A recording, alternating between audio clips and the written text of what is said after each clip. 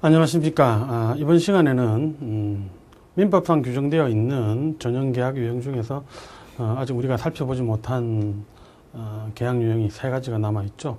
조합, 종신정기금, 화해, 이 세 가지가 있습니다. 그래서 이 세 가지에 대해서 중요한 어떤 핵심적인 내용을 중심으로 살펴보도록 하겠습니다. 자, 제일 먼저 우리 살펴볼 게 조합입니다. 조합. 자, 조합인데, 이 조합과 관련해서는 우리 민법 703조 이하에서 이렇게 쭉 규정을 하고 있는데요. 자, 이 조합은 이미 우리가 앞에서도 여러분들이 한번 다룬 그런 기억이 나실 겁니다. 자, 권리 주체편에서 보면, 자연인, 법인, 이런 이야기가 나오고요. 이 법인과 관련해가지고도, 뭐 사단법인이냐, 재단법인이냐, 뭐 이런 어떤, 구별이 있었었죠. 그런데 이 사단법인과 관련해가지고도 사단법인이 언제부터 성립되느냐, 뭐 이런 것과 관련해가지고, 여러 단계를 나눠서 이렇게 살펴보신 기억이 있을 것인데요. 그때 이 정관이 작성이 되어 있느냐, 없느냐의 여부와 그리고 정관 작성 이후에 주무관청의 허가를 거쳐서 설립 등기를 마쳤느냐, 마치지 않았느냐, 뭐 각각 그 단계를 나누는 어떤 그런 기억이 있으실 겁니다. 그래서 설립 등기를 이렇게 마쳤다라고 할 때는 온전한 법인으로서 취급을 우리가 합니다만은 그 전 단계, 특히 그 정관 작성에서 법인 설립 등기 전까지 이때를 우리가 뭐 비법인 사단이다, 비법인 재단이다, 또는 뭐 권리 능력 없는 사단이다, 권리 능력 없는 재단이다라고 이렇게 이야기를 했을 것이고, 그리고 이 정관도 작성되기 전 단계, 그 단계는 만약에 이제 인적 결합이다라고 할 때는 우리가 조합이다라는 어떤 이런 표현을 썼을 겁니다. 자, 그래서 여러분들이 그때 이미 조합이라는 어떤 그런 내용을 경험한 적이 있을 것인데요. 자, 여기 우리 그 채권 강론편에서 전형계약의 유형으로서 이렇게 조합이 등장을 합니다. 자, 그래서 우리가 통상 조합이다라고 할 때 2인 이상이 일정한 어떤 그 사업을 영위하기 위해 가지고 그 당사자 간에 체결하는 어떤 계약, 그러니까 우리 흔히 뭐 하는 이야기로 동업한다 이런 표현들 많이 쓰죠. 그러니까 당사자 간에 그런 식으로 동업을 하기로 하는 그런 계약을 가리키는 의미로서 우리가 조합이다라고 이렇게 표현하는 경우가 있고요. 그 다음에 그런 어떤 계약으로 인해서 형성된 어떤 그 하나의 그 인적 결합으로서 우리가 조합이다라고 이렇게 표현하는 경우도 있습니다. 자, 그래서 이 두 가지 의미가 항상 존재하지만 어쨌든 우리 계약편에서 이야기하는 것은 전형계약의 일유형으로서 조합을 이야기한다는 점, 이 점을 좀 염두에 두시고 살펴보시기 바랍니다. 자, 그래서 의의와 관련해서는 2인 이상이 상호 이렇게 출자를 할 어떤 그런 의무를 부담하고 또 그런 의무에 기초해 가지고 공동 사업을 영위해 나가는 뭐 그런 것을 합의하는 계약을 조합 계약이다라고 이렇게 설명을 할 수 있겠습니다. 자, 어쨌든 이 계약 자체만 놓고 봐서는 뭐 큰 의문점이 또 어려움이 없을 건데요. 이 조합 관련해서는 여러분들이 제가 조금 전에 말씀드린 대로 일반적인 어떤 법인으로서 단체로서의 성질을 가지는 그런 조직하고 그 다음에 단체성까지는 인정이 안 되지만 어떤 인적 결합체로서의 조합하고의 어떤 차이점 뭐 이런 것들은 또 염두에 두고 계셔야 됩니다. 사실 이 조합이라고 하는 거는 조금 전에 말씀드린 대로 뭐 법인 편에서 이야기할 때는 정관이 작성되기 전 단계다라고 이야기했는데 조합 자체는 이 단체성 자체가 인정이 안 되기 때문에 인적 결합이면 틀림없지만은 단체성 자체가 인정되지 않기 때문에 조합의 명의로 뭐를 할 수가 없어요. 그러니까 말 그대로 구성원 전원의 이름으로 이렇게 어떤 행위를 해야 된다라는 점.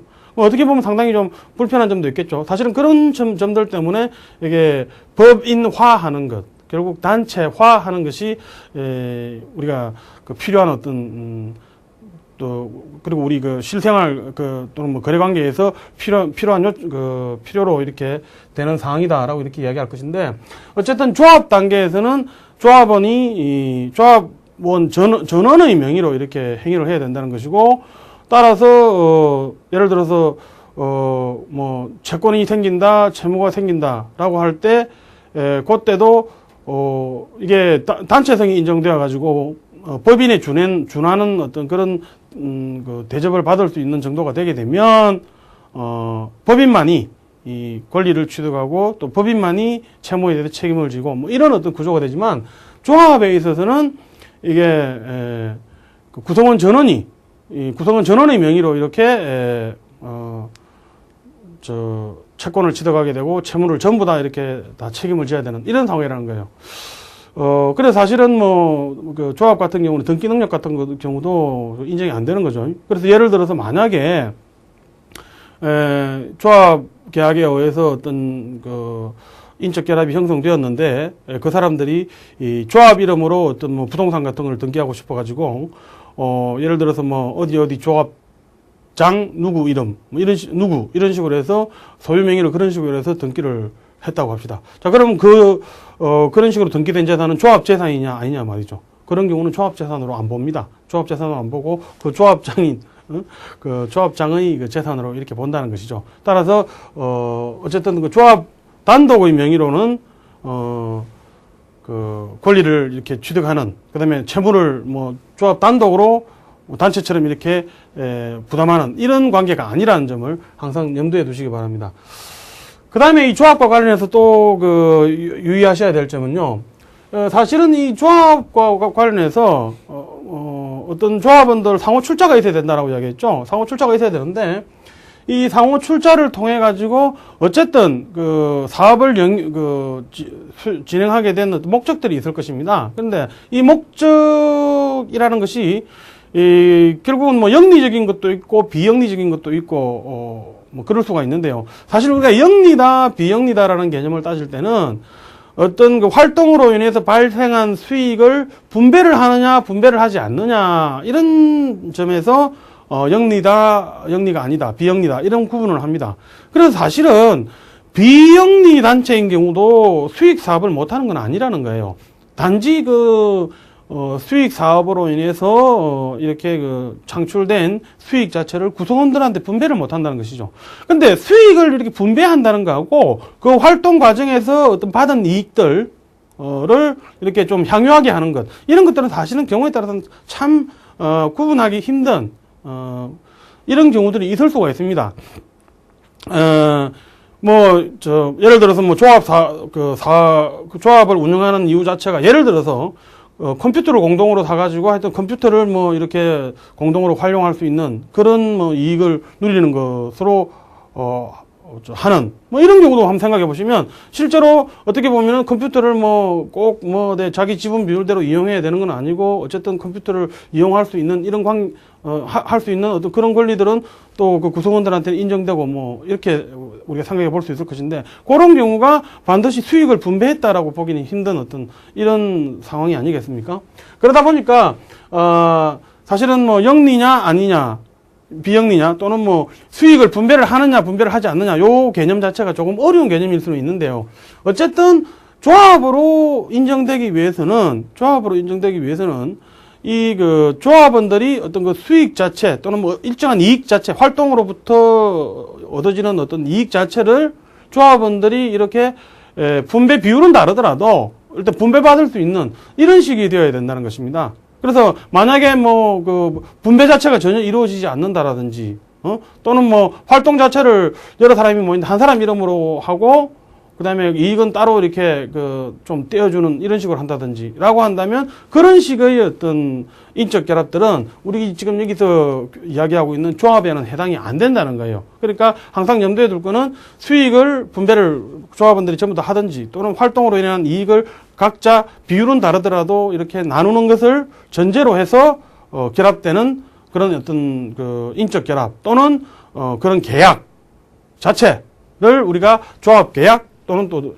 인적 결합으로서의 조합 조합이라고 이해를 설명을 한다는 것입니다. 그 점을 유의하시기 바랍니다. 그 다음에 또 하나 주의할 거는 이름 자체가 조합으로 되어 있는 경우들이 있어요. 농업협동조합 같은 거. 그런 거 생각해 보시면 되죠. 이름 자체는 조합인데 그런 건 조합이냐 말이에요. 우리 일상생활에서 무슨 조합 이렇게 되어 있는 거 많이 보실 겁니다. 근데 이름 자체가 조합이라고 해서 지금 우리 법에서 이야기하는 이런 조합은 아니라는 거예요. 농협 같은 경우는 법인이에요, 법인. 그러니까 단체성이 인정되는 하나의 어떤 자연인이 준하는 어떤 그런 하나의 권리 주체로서의 이 법인이 되는 것이고, 조합은 조금 전에 말씀드린 대로 단독으로 뭐 조합 명의로 어떤 행위를 한다든지 뭐 이런 것들을 하기가 힘들다는 것이죠. 그런데 이게 뭐 대외적으로 조합 이름을 걸고 이렇게 행위를 한다는 개념, 그런 개념들은 존재할 수는 있습니다. 존재할 수는 있는데, 그 행위의 결과 자체를 구성원들이 전원이 이렇게, 비율은 다르더라도 나누어서 이렇게, 결과 자체를, 분배를 받는다든지 책임 자체를, 나누어서 각자 비율에 따라서 나누어서 이렇게 책임을 지는 이런 형식이 조합이라는 것이죠. 자, 어쨌든 우리 법에서는 뭐 이게 전형계약의 일용으로 이렇게 규정하고 있기 때문에 이 법적 성질 자체를 계약이다라고 하는 데 있어서는 큰 무리는 없을 것입니다. 그러나 뭐 이런 유형을 뭐 계약이 아니고 합동행위다라고 하는 견해가 전혀 없는 건 아닙니다. 그 다음에 이제 이 조합 같은 경우에, 특히 이 법적 성질과 관련해서, 계약이다라고 표현을 했는데, 조금 전에. 인적 결합으로서의 단체성을 떠나서 단순히 계약을 놓고 이야기를 한다면, 계약이다라고 이야기를 했는데, 지금 우리가 앞에서 계약 총론편에서 여러 가지 어떤 계약에 있어서 어떤 일반적인 효력이다라고 하면서 특히 이제 문제가 되는 것이 뭐 대부분의 계약들이 쌍무계약이기 때문에 쌍무계약이 효력이다라고 하면서 뭐 그런 내용들을 우리가 좀 살펴본 바가 있습니다. 자, 그런 내용들 중에서 보면 뭐 쌍무계약이 효력으로서 가장 대표적으로 우리 이야기할 수가 있는 게 동시행의 항변권 같은 거, 뭐 그런 것들 예를 들었었죠. 그럼 동시행의 항변권이라는 게 뭡니까? 타방 당사자가 급부 제공을 하기 전까지 자기도 변제 제공 안 해도 된다는 이런 원칙 아닙니까? 그러면 조합계약에서 조합계약을 체결한 조합원 누군가가 어떤 출제를 해야 되는데 조합 사업을 운영하기 위해 가지고 출제를 해야 되는데 출제를 안 한다. 그럼 자기도 안 해도 되냐 말이에요. 그런 식으로 하면은 이게 조합 자체가 유지가 안 되겠죠. 그죠? 그러다 보니까 그런 어떤 우리가 계약 일반적인 효력이다. 특히 쌍무계약에서 일반적인 효력이다라고 하면서 배웠던 내용들 중에서 대표적인 것으로서 동시행의 항변권 같은 거, 뭐 이런 것들, 그다음에 뭐 위험부담 법리 같은 것들, 뭐 그런 것들도 기본적으로 이 조합 계약 영역에서는 적용이 안 된다라고 이렇게 설명을 합니다. 자, 어쨌든 이 계약이라는 점을 전제로 해가지고 조합 계약의 성립, 그다음에 뭐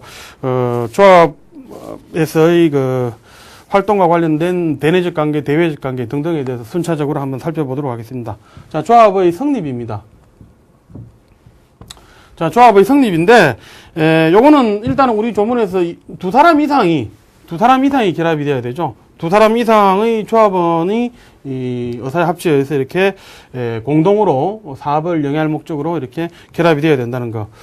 그 다음에 또 하나는 이 사업을 영위하기 위해서는 조합원들이 각자의 출자를 해야 되겠죠. 그래서 각자가 이렇게 출자를 해야 되는데 뭐 출연을 해야 되는데, 이런 어떤 출연을 함에 있어 가지고 어쨌든 이 출연은 각자가 다 출연을 해야 된다는 것이고, 단 출연 내용, 다시 말해서 출제하는 내용 자체는 뭐 금전적인 것도 있을 수 있고, 금전 이외의 다른 뭐 신용이라든지 뭐 다른 어떤 이런 것들도 이런 출제의 대상이 될 수가 있습니다.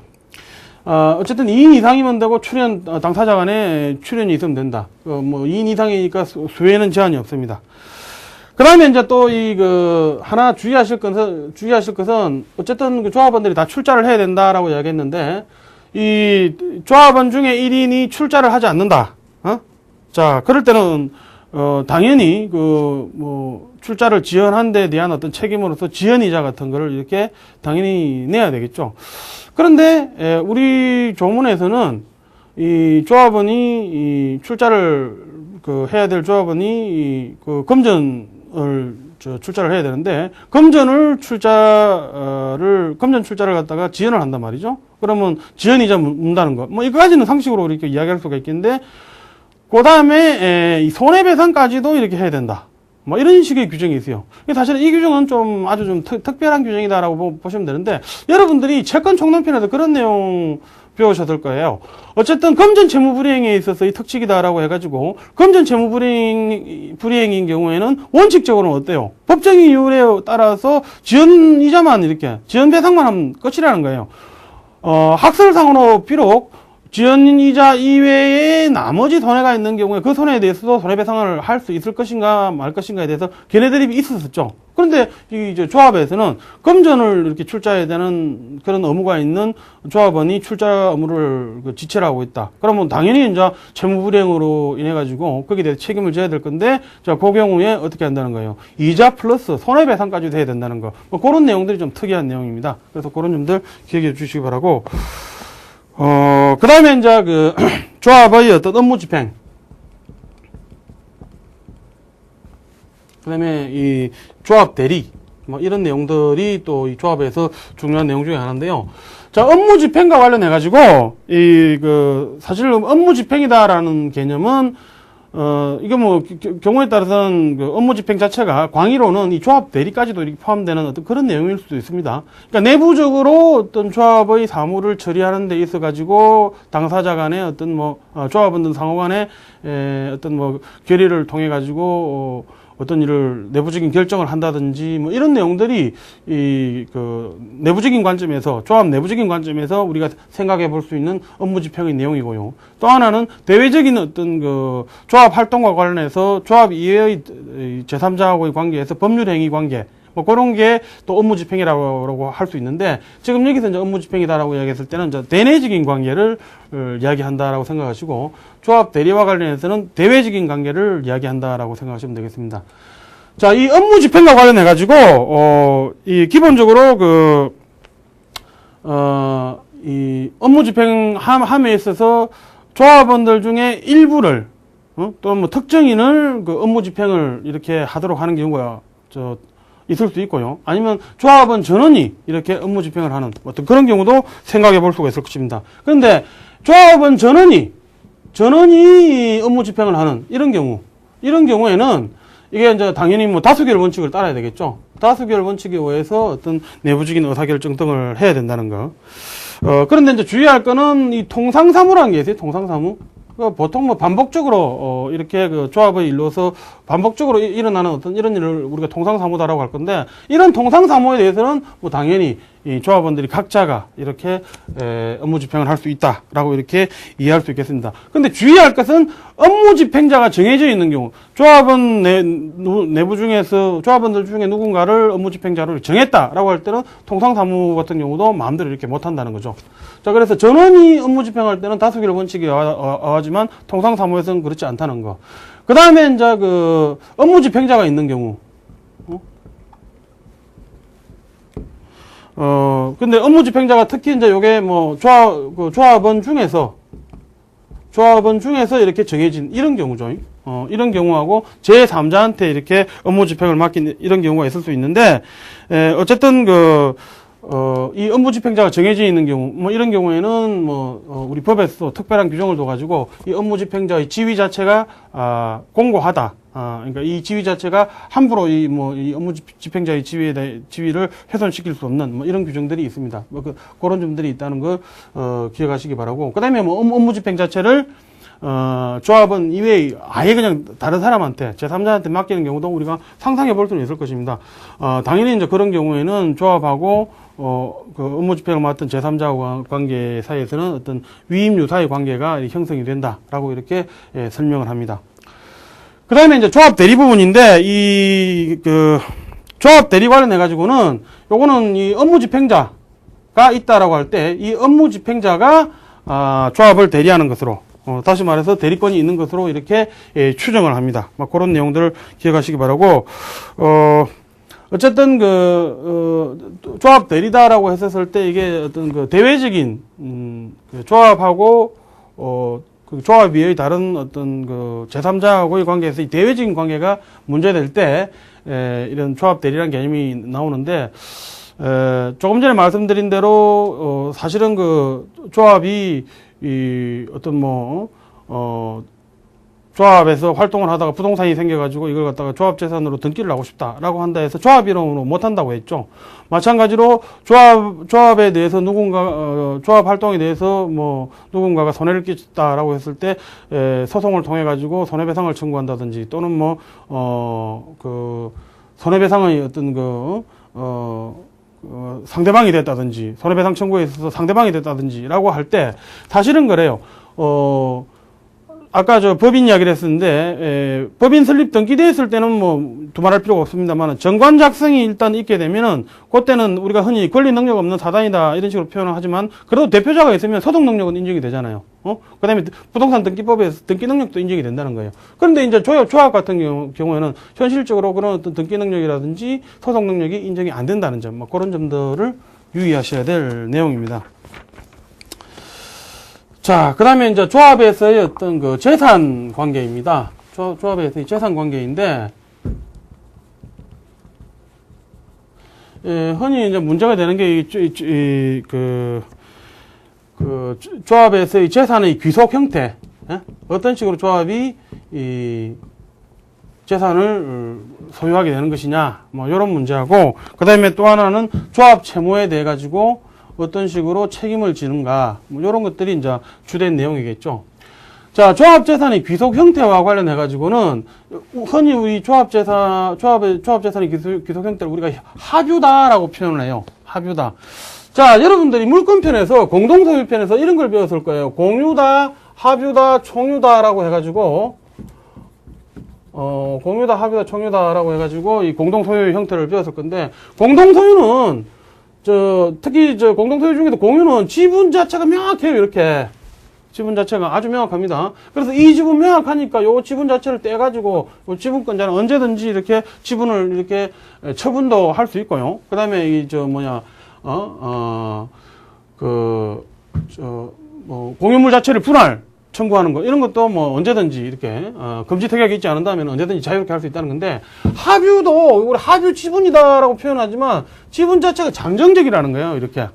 그러니까 아주 이게 지금 이제 지분 자체가 명확한 것도 아니고, 이 잠정적이기 때문에, 이걸 갖다가 지금 당장 이게 떼내면 어떻게 돼? 이게 무너지겠죠, 당연히. 그러니까, 지분 처분하는 데 있어서 자유라든지 이런 게 제한되는 어떤 이런 관계가 합유라는 거예요. 그래서 통상 우리가 합유, 합수적 소유 관계, 이런 식으로 표현하기도 하는데, 이런 식이고, 총유 같은 경우는 아예 지분 개념이 없죠. 특히 비법인 사단 같은 걸 예를 들어 보는데, 아예 지분 개념 자체가 없어요. 그래서 어쨌든 전체로서 재산 자체는 비법인 사단에 귀속되지만, 구성원들이 어느 정도 재산으로부터 향유할 수 있는 이익, 이런 것들은 있다라고 설명하는데, 공유하고 합유하고 이런 차이가 있다는 점에서 사실 이 조합재산은 합유이기 때문에 이 지분이다 이런 개념은 있을 수 있습니다만 지분과 관련해가지고 요걸 갖다가 처분을 한다든지 이런 것과 관련해서는 제한이 가해진다는 점 기억하시기 바라고 그 다음에 조합 채무입니다. 조합 채무인데 조합 채무와 관련해가지고는, 기본적으로 조합은 원칙적으로는 조합은 전원이 책임을 져야 돼요.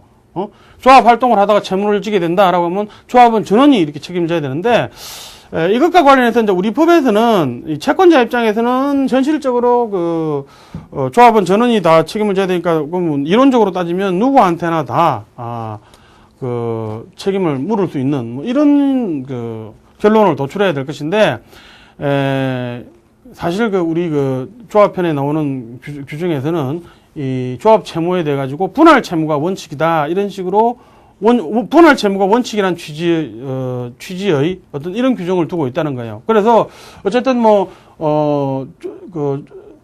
조합에 대해서 채권을 가진 자가 채무 이행을 갖다가 청구함에 있어 가지고 결국 조합은 상호 간의 어떤 분담 비율이라든지 이런 거를 모를 때에는 각각 어떤 균분해서 분담하는 걸로 이렇게 본다. 이런 식의 규정이 있다는 거예요. 따라서 그런 규정에 의해 가지고, 우리가 추론 건데 이거는 분할 채무, 그 조합 채무에 대해서 조합원들이 분할 채무를 지는 것 아니냐라고 이렇게 설명할 수 있다는 것입니다. 그래서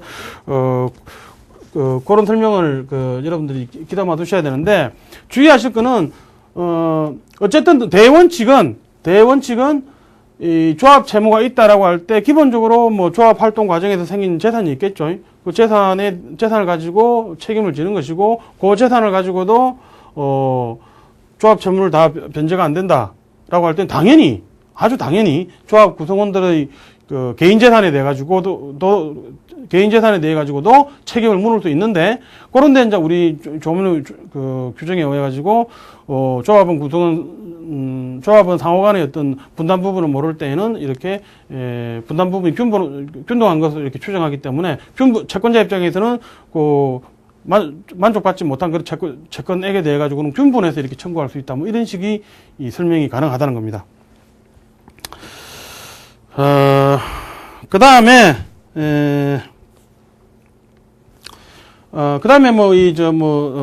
균분해서 이렇게 책임을 진다라고 이렇게 표현을 하고 있습니다만은, 어쨌든 그 중에 또 조합원 중에 한 사람이 무자력자가 있다라고 한다면, 그 무자력자 그 부담 부분에 대해 가지고는 다른 조합원들이 책임진다라는 규정도 있습니다. 뭐 그런 규정도 기억을 하시기 바랍니다. 어쨌든 조합에서의 재산 관계와 관련해서는 뭐 귀속 형태는 합유다라는 거. 조합 채무는 원칙적으로 조합 재산 이외에도 구성원 개인의 재산으로도 책임지는 게 원칙이라는 거. 그 다음에 이제 또 하나 재밌는 거는 그러면 구체적으로 수익 분담, 이런 거 어떻게 할 것인가라는 게 문제가 되는데, 그런 거 관련해가지고도 결국은 조합은 내부적으로 당사자가, 구성원들 상호 간의 약정에 의해가지고, 수익이 생겼을 때 어떻게 분배한다, 뭐 이런 거, 정하면 되겠죠. 그러나 아까도 말씀드렸습니다만은 수익에서 완전히 배제된다. 특정 조합원은 아예 수익에서 배제된다. 이런 식으로 하면 그런 관계는 조합이 아니라는 거. 그리고 그 사람은 또 조합원이 아니다라고 이렇게 봐야 된다는 것이죠.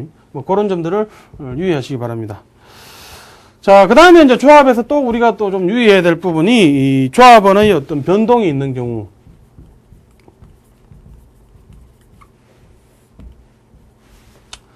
조합원의 변동이 있는 경우, 이제 이런 거를 어떻게, 이해할 것인가라는 점인데요. 그러니까 이 조합원에 새로 이렇게 신규로 가입을 하고 또는 조합원이 탈퇴를 하고 이런 식의 문제뿐만 아니고 조합원이 1인이 사망을 했었을 때 또 조합원이 지위를 상속인이 승계를 하느냐 이런 식의 문제들 그런 것들 종합적으로 우리가 이야기할 수 있다는 것인데요. 자, 먼저 이 조합원의 탈퇴와 관련된 내용입니다. 조합원의 탈퇴. 자, 조합원의 탈퇴와 관련해가지고, 요것도 이미 탈퇴하고, 다음으로 비이미 탈퇴. 두 가지로 나눠볼 수 있는데요. 이미 탈퇴 관련해서는 우리 민법 716조에서 규정을 하고 있습니다. 그래서, 716조 1항에서는 특히, 이 조합의 존속기간을 정하지 않은 경우, 그 다음에 종신까지 조합원의 자격을 유지한다.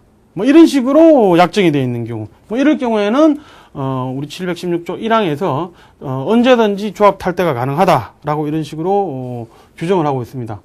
그 다음에 716조 2항에서는요, 존속기간을, 조합원의 지위와 관련해서 그 존속기간 자체, 또는 조합의 존속기간 자체를 예정해 놓은 경우. 자, 그럴 때는, 당연히 그 정해진 기간 동안에는 탈퇴가 불가능하겠죠. 그러나 부득이한 사유가 있다. 그럴 때는 또 탈퇴를 허용해야 되겠죠. 그래서 이미 탈퇴와 관련해서는 원칙적으로 탈퇴가 자유롭지 않다. 단 종신까지 한다든지 또는 기간 자체가 존속 기간 자체가 정해져 있지 않다든지 그럴 때는 탈퇴가 자유로이 허용된다라는 점 기억하시기 바랍니다. 그 그 다음에 비임의 탈퇴입니다. 비임의 탈퇴인데, 이 내용은 우리 민법 717조에서 규정하고 있는 내용입니다. 그래서 717조에서는 조합원이 사망을 했다, 또는 파산을 했다, 금치산을 선고를 받았다, 제명을 당했다, 이런 내용들을 규정하고 있어요. 그래서 조합은 사망이다, 파산이다, 금치산이다, 제명이다, 이런 내용들이 나오는데, 내용 자체로 놓고 보면 전부 다 이게, 당사자 임의로 하는 게 아니니까 당연히 탈퇴되는 걸로 이렇게 볼 수 있는 내용인데, 한 가지 주의할 건 이 사망 부분이에요, 사망. 조합원이 사망했다라고 하면, 조합원의 상속인이, 사망 조합원을 상속할 수는 없는가?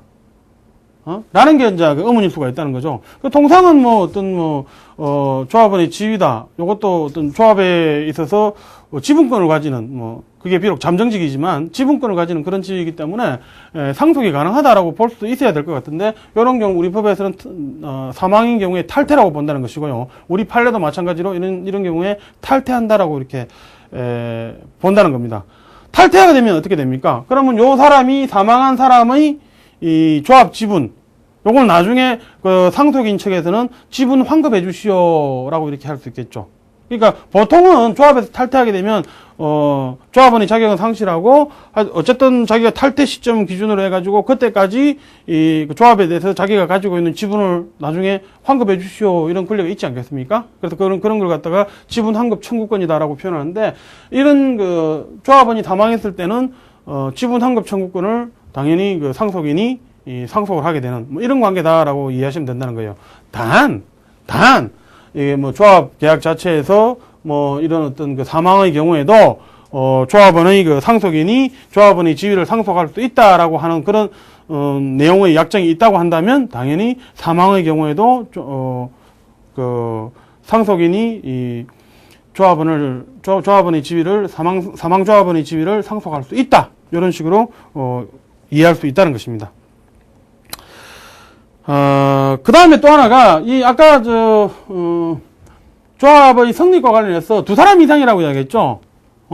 두 사람 이상이 있어야 조합이 이렇게 성립된다고 했는데, 만약에 두 사람 중에서 한 사람이 사망했다. 그럼 이게 탈퇴로 본다고 했죠? 그럼 조합은 어떻게 되나요? 해산하나요? 존속하나요? 그런 문제도 생길 수 있는데, 어쨌든 그런 경우에도, 기왕에 이게 성립된 조합 자체를 무조건 강제로 해산시킬 필요는 없겠죠. 그래서 존속한다라고 보는 것이 일반적인 이해의 태도입니다. 그러니까 사망해가지고 그리 된 경우, 그 다음에 이런 식으로 이제 탈퇴가 일어났다라고 할 때, 탈퇴의 효과입니다. 효과인데, 탈퇴의 효과와 관련해가지고는 조금 전에 말씀드린 대로, 지분 계산 절차가 남아있다는 거. 그래서, 탈퇴 조합원이, 자신의 지분을 환급해달라고 하는 지분 환급 청구권이 발생한다는 것. 기억하시기 바랍니다. 그 다음에 마지막으로 이 조합의 해산, 청산 이런 절차들이 있는데요.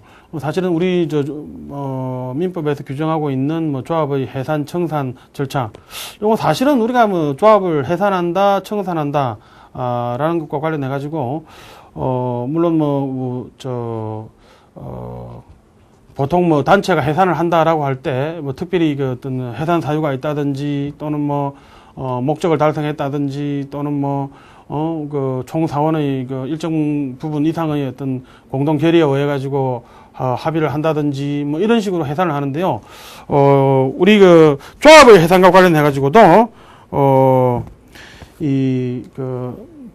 민법 조합편에서 규정하고 있는 내용 중에서 한 가지가, 부득이한 사유가 있는 경우에는 각 조합원이 조합 해산을 청구할 수 있다라는 규정이 있어요. 부득이한 사유가 있는 경우에는 각 조합원이 조합 해산을 청구할 수 있다는 것. 이게 재밌는 규정이다라고 볼 수가 있는데, 어쨌든 이 부득이한 사유라고 하는 게 사실은 내부적으로 알력이 생기고 또 문제가 심각해지고 이런 경우 아니겠어요? 그런데 그런 경우에 어떻다는 거예요? 문제를 유발시킨 사람도 경우에 따라서는 조합 해산 청구를 할 수 있다. 이런 점이 좀 재미있는 내용 중에 하나다라고 할 것이고요.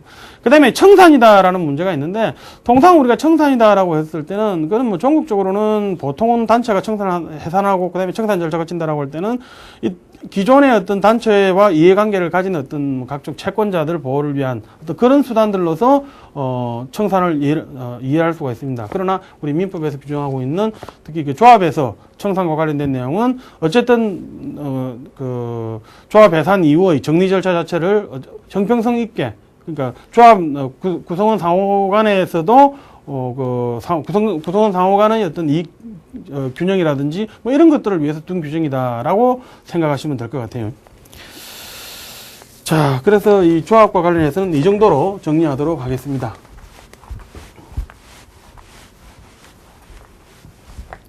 자, 다음으로는 종신정기금입니다. 종신정기금. 자, 종신정기금인데요. 자, 요거는 우리 민법 725조 이하에서 이렇게 규정을 하고 있습니다. 규정을 하고 있는데, 이거는 그 종신정기금 계약을 체결하는 당사자 일방이 그 일방인 자신, 상대방 또는 제3자의 그 종신까지입니다. 뭐 말 그대로 사망할 때까지 일정한 어떤 그 내용의 뭐 금전, 기타 물건 뭐 이런 것들을 정기적으로 상대방 또는 뭐 제3자한테 이렇게 급부를 하도록 하는 것, 이것을 내용으로 한다라고 이렇게 규정을 하고 있습니다. 사실은 그 이 종신정기금 우리나라에서는 그렇게 아주 많이 있는 많이 발견되는 그런 계약 유형은 아니다라고 이렇게 생각하실 수 있을 것 같은데요. 가장 쉬운 예로 여러분들 요즘 흔히 광고에서 자주 등장하는 개념으로서 역모기지라는 개념 들어보셨을까요? 역모기지. 뭐 그거 생각해 보시면 됩니다.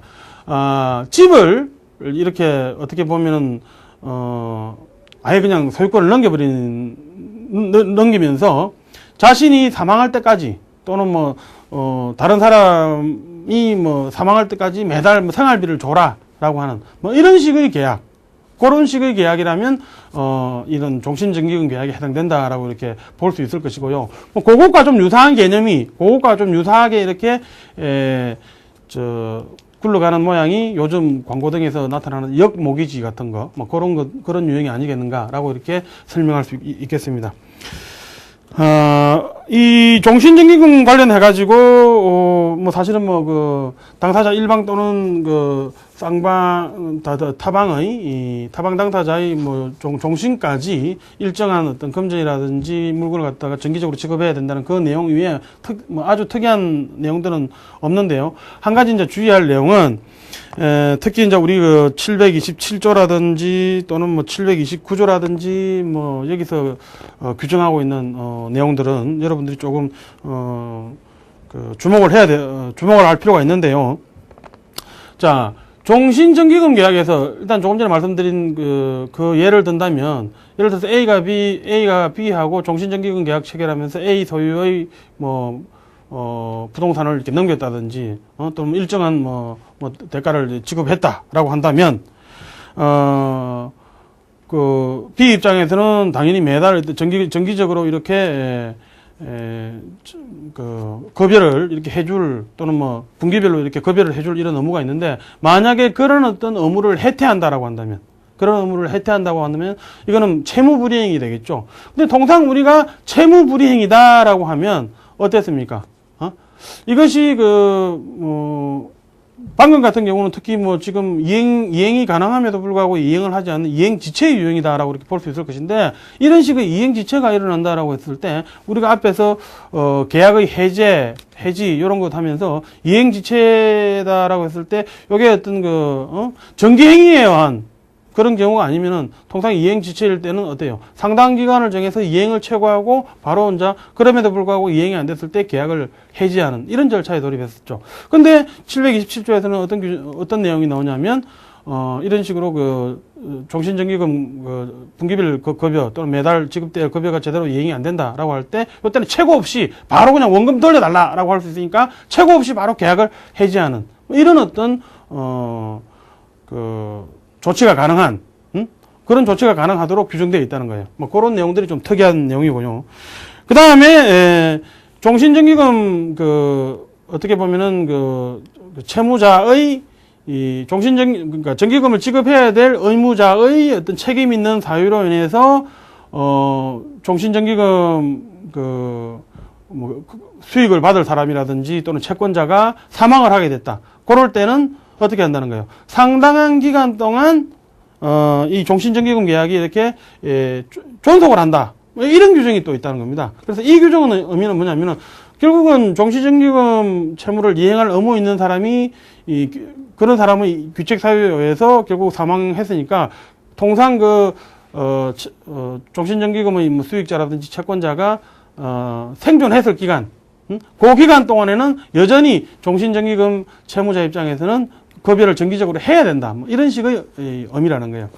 그래서 그런 내용들은 종신정기금과 관련해서 기억해 두셔야 될 그런 내용이고, 의미 자체는 뭐 정기적으로 이렇게 당사자 일방 또는 쌍방의 사망 시까지 정기적으로 급여를 해야 되는 것을 내용으로 하는 그런 낭성 계약이다라고 하는 점. 이 종신정기금과 관련된 주된 내용입니다. 자, 그 다음에 이 화해인데요, 화해인데, 이 화해 관련해가지고는 우리가 흔히 뭐 일상적으로 화해한다, 뭐 이런 이야기들 많이 하죠. 많이 하는데, 요거는 우리 민법 731조 이하에서 이렇게 규정을 하고 있는데요. 이 화해 관련해가지고는, 당사자 간에 어쨌든 분쟁이 발생했어요. 분쟁이 발생했는데, 당사자 간에 서로 양보에 의해가지고, 분쟁을 종료시키는 것. 이런 것을 목적으로 하는 계약을 우리가 화해 계약이다라고 하는 거죠. 그래서 이것도 우리 전형 계약의 유형으로서 이렇게 규정을 하고 있는 건데, 사실 그래요. 요거하고 비슷한 제도로서 뭐 우리가 뭐 재소전 화해다, 재판상 화해다 뭐 이런 표현들 쓰잖아요. 그런데 이제 그런 것들은 소송행위죠, 소송행위고, 요 지금 민법에서 이야기하는 것은 계약이라는 거예요. 그 다음에 조정이다, 중재다, 알선이다, 뭐 이런 것들이 있는데, 이런 것들은 지금, 그런 유형들은 또 이 화해와는 또 좀 다른 어떤 그런 내용이다라고 할 것이고요. 그 다음에 또 하나가 이게 합의 같은 거, 합의 보면 전부 화해냐, 뭐 이런 식으로 생각할 수가 있는데, 사실 그렇죠. 앞으로 향후 일체의 어떤 손해배상을 내가 더 이상 청구하지 않기로 하겠다. 또는 손해배상금을 이걸로 하자. 라고 하면, 통상 우리가 외형만 놓고 보면 이거는 합의가 있다라고 볼 수 있겠죠. 근데 이런 합의가 다 화해냐? 근데 제가 조금 전에도 말씀드렸다시피 이렇게 화해 계약이 되기 위해서는 이 화해는 당사자 상호 간의 어떤 분쟁을 종지시키기 위한 양보가 있어야 돼요. 그래서 당사자 일방의 양보가 아니고, 어떤 내용에 대해서 이렇게 쌍방이 합의를 했다.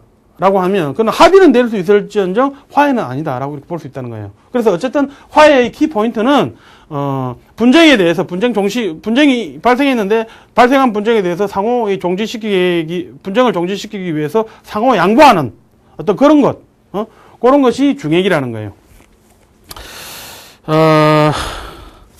이 화해에 관련해서, 어쨌든 한두 가지 더 기억하셔야 될 내용 중에 하나가, 이 화해 계약의 효력이다라고 했을 때 통상 우리가 화해 계약은 창설적 효력이 있다라고 이렇게 설명하는 게 보편적입니다. 그래서 이 말은 무슨 말이냐면, 화해가 이루어지기 전에 어떤 법률 관계를 완전히 해소시키고 새로운 법률 관계를 형성하는 어떤 그런 효력이 화해에는 있다라는 측면에서 화해의 효력을 창설적이다라고 이렇게 설명을 한다는 거예요. 그러나 어쨌든 이런 화해 계약이 창설적 효력을 가진다 하더라도 우리가 법률행위편에서 봤던 법률행위 일반적인 어떤 무효, 사유들, 그런 사유들의 기초에서 화해 계약 자체가 영향을 받을 수 있다는 거, 그거는 지극히 당연한 이야기겠죠. 그 다음에 또 하나가, 화해에 관련해가지고, 우리 733조의 규정인데, 화해를 했어요. 화해를 했는데, 이걸 갖다가 가만 생각해보니까 좀 억울하다는 거예요. 억울하니까, 이걸 착오를 이유로 해가지고 취소할 수 있겠느냐 말이야.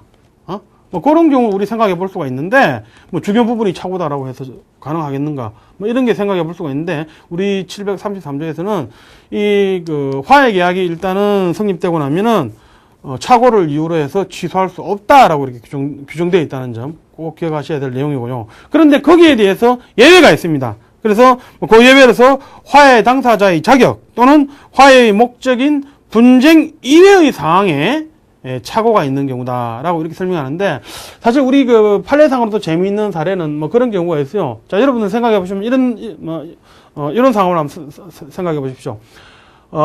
A가 B가 운영하는 병원에 가서 치료를 받습니다. 치료를 받는데 그 치료를 받고 왔더니 그 다음날 며칠 있다가 돌아가셨어요. 그랬더니 A의 유가족 입장에서는 당연히 지금 이게 틀림없이 이거 의료가 올 것이다. 이런 식으로 해서 문제를 이렇게 삼겠죠. 자, 그래서 B 입장에서도 자기가 의료과가 있었나라고 생각해서 결국은 A의 어떤 상속인들하고 화해 계약을 체결합니다. 자, 그런데 그러면 일단은 화해 계약이 성립됐으니까 장설적 효력에 의해 가지고 이걸 뭐 착오를 이유로 취소를 못 한다는 거죠. 근데 나중에 알고 봤더니 이게 의료과가 아니고 원래 이 사람이 가지고 있던 뭔가 다른 어떤 특정적인 원인으로 인해서 돌아가신 거예요. 그럼 이거는 어떻다는 거예요?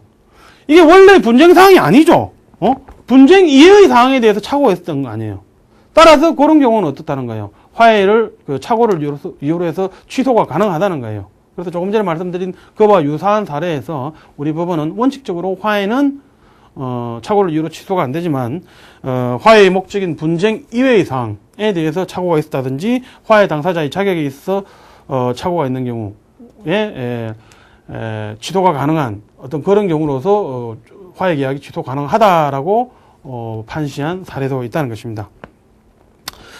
오늘 조합, 종신정기금, 화해와 관련해서 주된 내용들, 중심적인 내용들만 간략하게 살펴보았는데요.